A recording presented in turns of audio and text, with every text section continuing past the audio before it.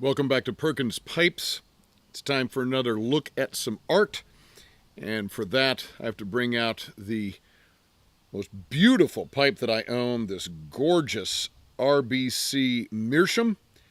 Definitely over 100 years old and beautifully restored by the good folks at Briarville.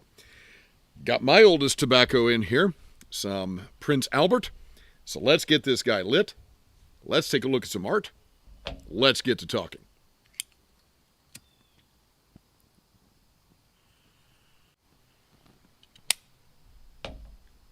The last video I did that was about a piece of art, and it's the one in which I debuted this gorgeous, just look at that guy. Isn't that, oh my goodness, isn't that just stunningly beautiful?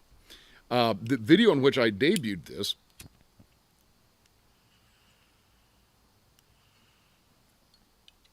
I was talking about Salvador Dali's Corpus Hypercubus. And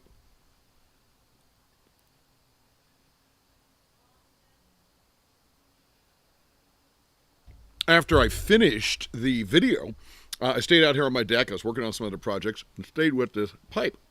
And I gotta tell you, this guy smoked forever. I mean, it's just wonderful. Absolutely wonderful. Enjoyed him for quite a long time after I finished that video.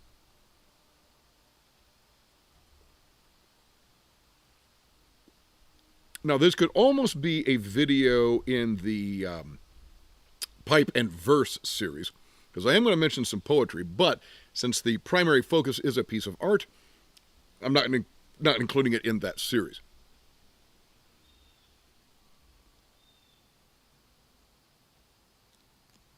You know, we often talk about a love song.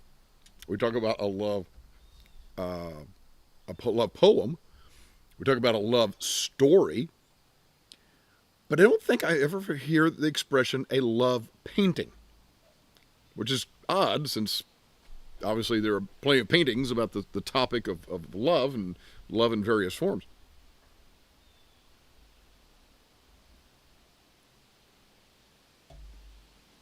And this particular painting is a favorite of my wife and me, although we don't own a print of it. And as I'm sitting here thinking about this, maybe I should get this. Maybe I should get this as a print and give it to her sometime. I don't know. Have to think about that a little bit more. But the print I want to talk about is from 1900, and I want to get the exact reference here. And I'll tell you why I had to look this up. It is by Hugh Goldwyn Riviere, who lived from 1869 to 1956. It's called The Garden of Eden. So let's bring this painting up here, take a look at it, and then I'll tell you what this little book is that I'm looking at and why I needed to look up that reference.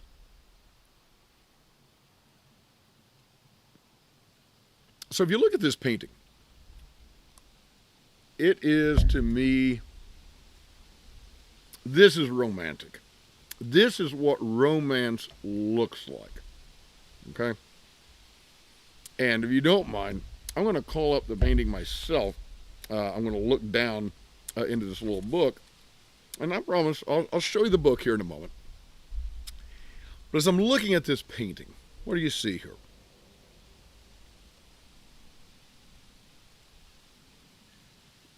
You see a young man, young woman.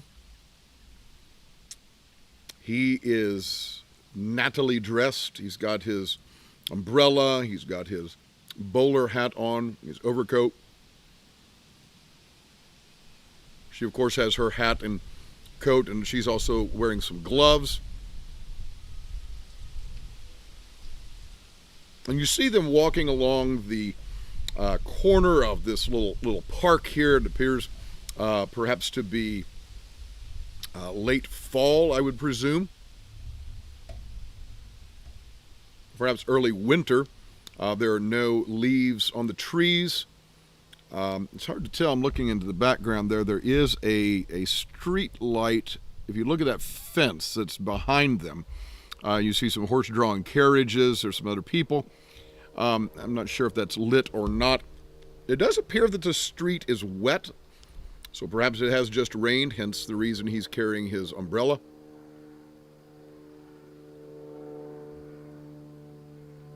Now let's work our way from the back of the painting to the front.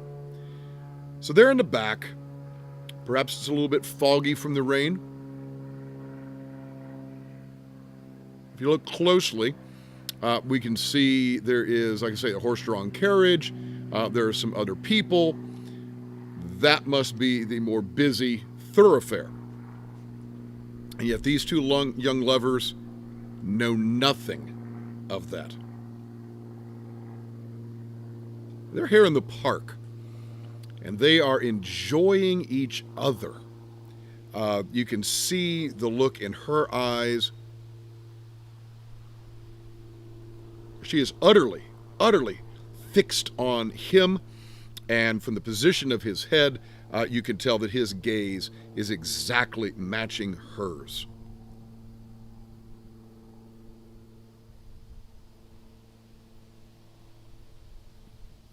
I know why I love this poem, or sorry, this painting.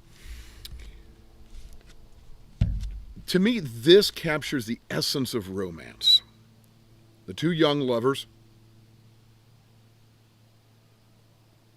You see hope, you see excitement, and you see that all is within the two of them. There is nothing else in the world for these two young people.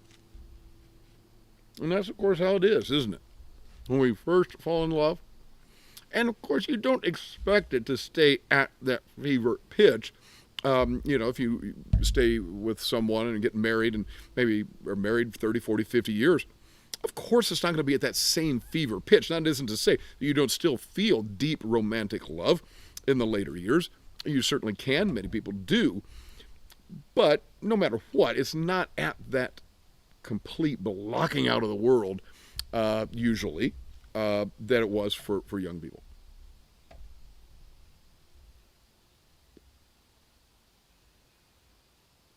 The other thing I like about this, and this is painted in 1900. Men were handsome and women were beautiful. I'm just going to throw it out there. When I look at the dress, everything from your garments closest to you, to your overcoat, if you're wearing one, if it's a season for that, shoes, hats, gloves.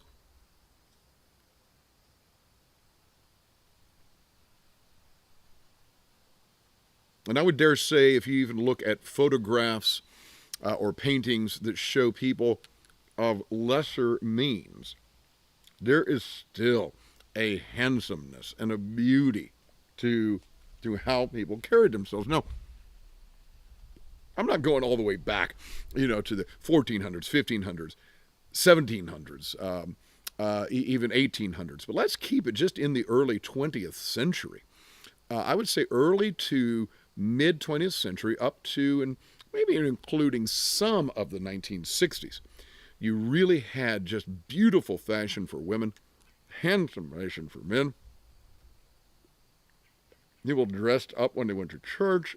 People dressed up when they went to the show, to the movies, once movies came along, when they would go out for a picnic. And who knows where this couple has been or where they're going. Perhaps they're going off to a play. Perhaps he has just ended his workday. Who knows? But they are completely wrapped up in each other, and I absolutely love that. Now, here's why I had to bring out this little book. This is a wonderful little book of poetry by William Butler Yeats. Okay? Irish poet, William Butler Yeats. And I always have to look up the title of this painting because I always think the painting is called Down by the Salley Gardens. That's the poem that Yeats wrote. And this little volume is so delightful. As you can see, it has the poetry on one side and a work of art on the other. Lots of other things here. Here's another beautiful one. No Second to Troy. Saw one in here earlier that I liked very much. Let's see if I can find it again. This is a delightful, oh yeah, here we go. Love that one as well. Just a delightful little volume of poetry and paintings. Now, I first discovered this painting. It's called Garden of Eden, again. And I first discovered it in this little book. And I don't know, this is back when I was still writing, I think. Well, maybe not. No, I guess not. I thought this was back when I was still writing the date in the books when I would get them. It came out in 1990. And I'd say I probably bought it around there. So, over 30 years ago. Yeah, that's when I discovered this painting. My wife and I just love it. I'm going to bring the painting back up now and look at the painting as I share with you Yeats's poem, Down by the Salley Gardens. And tell me if this doesn't give the painting a slightly different meaning.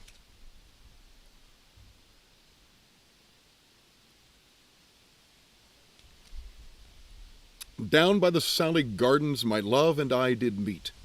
She passed the Salley Gardens with little snow-white feet. She bid me take love easy as the leaves grow on the tree, but I, being young and foolish, with her would not agree. In a field by the river my love and I did stand, and on my leaning shoulder she laid her snow-white hand. She bid me take life easy as the grass grows on the weirs, but I was young and foolish, and now am full of tears. And you put that with that painting, and suddenly now you see the young man, and perhaps he is at the end of his work day, and maybe he's trying to make his way in the world as young men so often do. And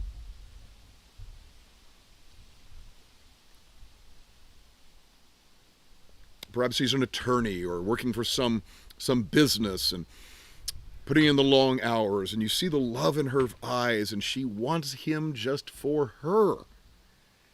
And she tries to coax him that way, but then he wouldn't have it, right? He wouldn't agree with her. He says, I, being young and foolish. How many of us young men have been young and foolish and thinking that climbing the corporate ladder is the way to go? And he repeats it. He says, but now I'm full of tears. So perhaps their relationship ended because of that. Who knows? But anyhow,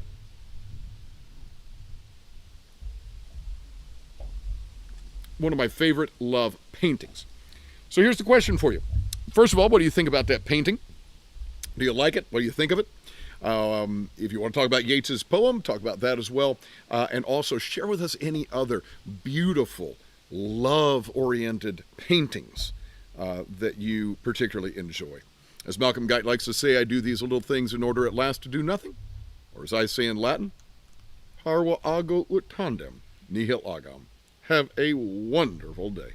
There was a man who walked the earth, diesel and